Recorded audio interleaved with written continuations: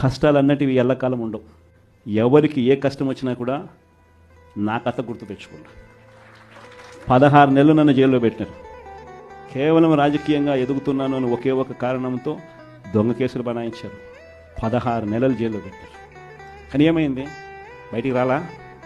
ముఖ్యమంత్రి కాలా?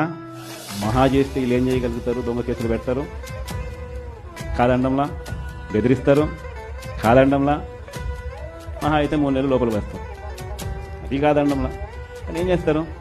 3 నెలల తర్వాత మళ్ళీ వస్తాం, రెట్టించిన ఉత్సాహంతో మళ్ళీ పనిచేస్తారు. ఎవరెవరైతే మిమ్మల్ని జైల్లో పెట్టే కార్యక్రమం ఎవరెవరైతే చేస్తారో, మంచి చేసిన వాళ్ళని గుర్తుపెట్టుకోండి, చెడు చేసిన వాడిని గుర్తుపెట్టుకోండి, ఇద్దరిని గుర్తుపెట్టుకోమని చెప్తాను. వైఎస్ఆర్ కాంగ్రెస్ పార్టీ బ్రతుకుతుంది, వైఎస్ఆర్ కాంగ్రెస్ పార్టీ ఈ రాష్ట్రాన్ని ఏలుతుంది అని కూడా సందర్భంగా చెప్తాను.